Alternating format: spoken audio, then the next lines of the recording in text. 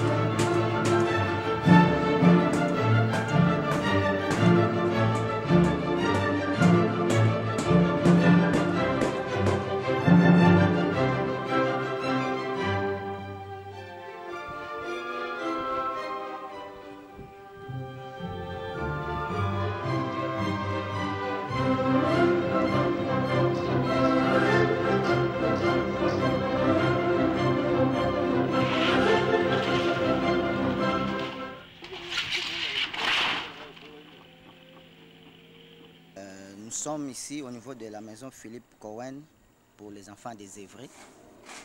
Nous lui remercions d'abord pour l'appui qu'il nous a fait, la confiance pour le financement de cette œuvre grandiose. Notre maison pour les enfants des Évrais a une capacité de 20 chégués normalement. Dans son fonctionnement, nous avons le grand hall d'entrée où il y aura une réception à l'entrée. Et nous avons encore prévu un parloir pour les parents qui viendront lors de leur visite pour rendre à leurs enfants. Et nous avons prévu un endroit où, dans l'intimité, ils peuvent s'échanger avec les enfants. Donc, à partir de notre hall d'entrée, nous avons une entente, une petite entente et un parloir. Et plus loin, quand nous évoluons dans ce sens-là, nous avons une grande salle pour les jeux des enfants. Et plus loin, nous avons prévu encore un bureau pour les surveillants, leur gardien qui sera à tout moment avec eux. Et plus loin, quand on va entrer à l'intérieur, je vais essayer un peu de te montrer les différentes pièces dont je parle ici, au niveau de ces plans ici. Nous avons au moins 5 chambres et chaque chambre va contenir 4 enfants. Nous allons mettre 2 lits en étage, donc 2 lits en étage x 2, ça fait 4 enfants des Évrais par chambre. Et comme nous avons 30 chambres, il fera un effectif de 20 enfants des Évrais dans notre maison. Et plus loin, en tout cas, nous avons essayé de notre mieux pour que dans l'ensemble, les enfants puissent se retrouver et que le fonctionnement réponde aux normes classiques de l'architecture. Nous avons une vianderie, nous avons un magasin, nous avons des dépôts pour leur vivre. Nous avons des vestiaires, nous avons une grande cuisine, nous avons des dépôts jour, nous avons des dépôts services, nous avons des offices. Et de l'autre côté ici, nous avons un grand réfectoire pour permettre aux enfants de bien dîner et de rester calmes. On peut entrer à l'intérieur pour que je puisse expliquer les différentes pièces dans son ensemble. Mais le bruit aussi que vous attendez à ce moment-là, nous sommes en train de toller. Donc c'est la dernière étape de notre maison avant la finition. Donc nous sommes au niveau de la toiture. Nous avons déjà fait les fermes dans son ensemble. Maintenant, nous posons les tôles pour finir un peu l'œuvre en question. Donc je vous prie, si on peut faire la visite des différentes pièces de la réception de notre maison. Et à l'entrée, si on peut entrer ici, de ce côté, c'est notre parloir qui fera l'objet des visites de famille pour les enfants des Évrais. Ils peuvent parler dans l'intimité. Nous avons réservé cet endroit-là. Si nous pouvons évoluer encore plus loin, qui sera notre réception, nous allons prendre notre couloir, un petit dégagement qui nous conduit dans la salle de jeu et puis plus loin les bureaux et les chambres. Nous sommes dans la grande salle de jeu pour les enfants des Évrais. Vous voyez vous-même la capacité, donc dans sa capacité, elle peut contenir même 30 ou 40 enfants des Évrais. C'est le bureau pour les surveillants de notre maison. Et plus loin là-bas, c'est sa chambre à coucher. Parce que nous avons conçu de façon qu'il soit permanent à tout moment avec les enfants. Donc nous avons prévu un endroit où il va travailler, dans son bureau, et aussi sa chambre à coucher. Et à l'intérieur de sa chambre, nous avons les sanitaires. Bon, il va toujours rester permanent avec les enfants. Et de ce côté ici, nous allons prévoir à cet endroit ici une salle de bain pour le surveillant, en communion avec sa chambre à coucher. Nous sommes dans un autre dégagement, un grand dégagement qui mène dans la partie nuit, où nous allons trouver les différentes chambres pour les enfants des Évrais. Et à cet endroit ici, nous avons prévu les sanitaires. Donc il y a tout un box où on va essayer de cloisonner, qui sera les sanitaires pour les enfants désœuvrés, à ce niveau ici. Et maintenant, nous allons visiter les différentes chambres à coucher. Ici, nous avons la première chambre à coucher pour les enfants désœuvrés. Nous avançons toujours. Ici, nous avons la deuxième chambre à coucher pour les enfants désœuvrés. Nous allons toujours. Ici, nous avons la troisième chambre à coucher pour les enfants désœuvrés. Ici, nous avons la quatrième chambre pour les enfants désœuvrés. Et enfin, la cinquième chambre pour les enfants désœuvrés. De combien de mètres? La chambre est de 16 mètres carrés. Donc, chaque chambre a une superficie de 16 mètres carrés. Donc, nous avons prévu qu'elle pourra contenir au moins 4 enfants désœuvrés. Parce que nous allons mettre au moins 2 lits en étage.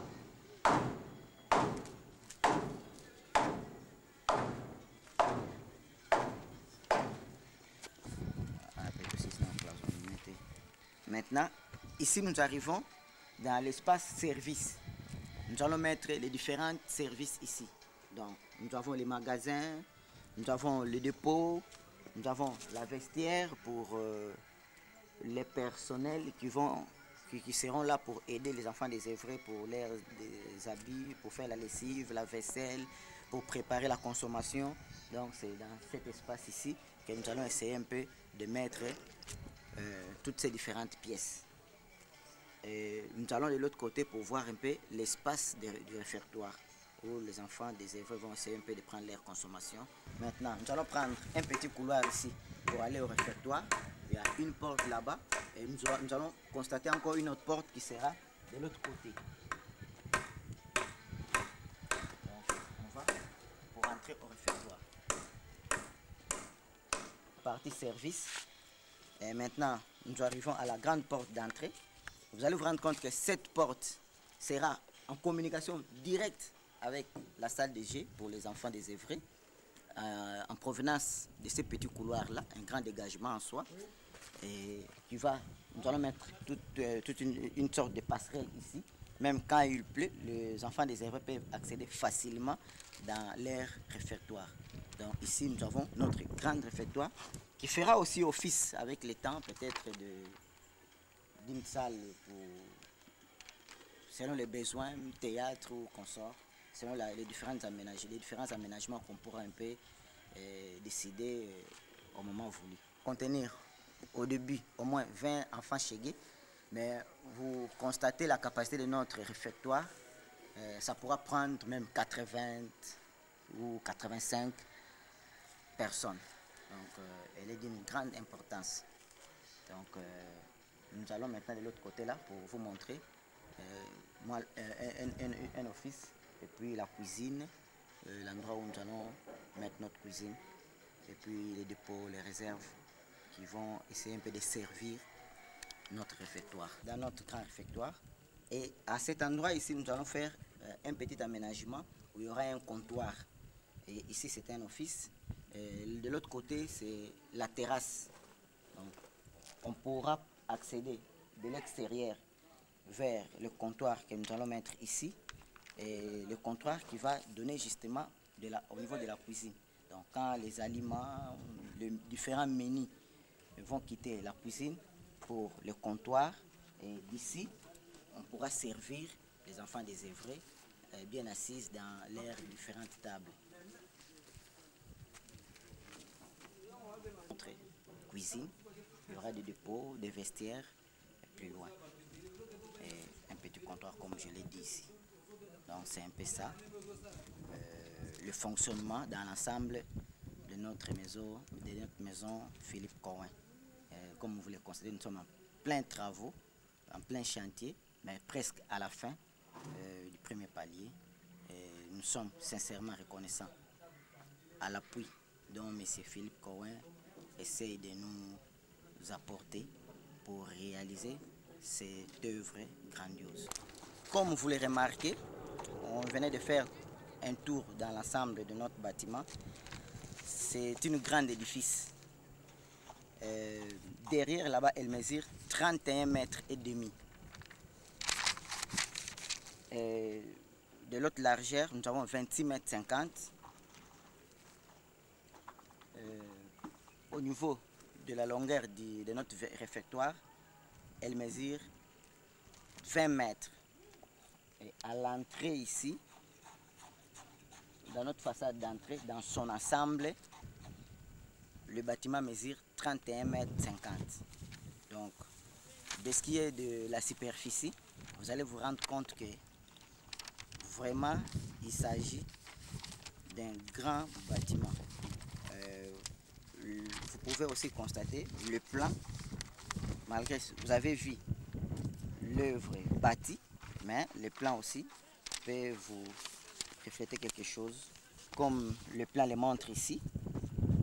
L'œuvre en question, comment elle se présente, malgré que vous venez de voir un peu sa matérialisation, mais les images peuvent parler quelque chose. Donc, enfin, nous restons reconnaissants sincèrement pour votre appui.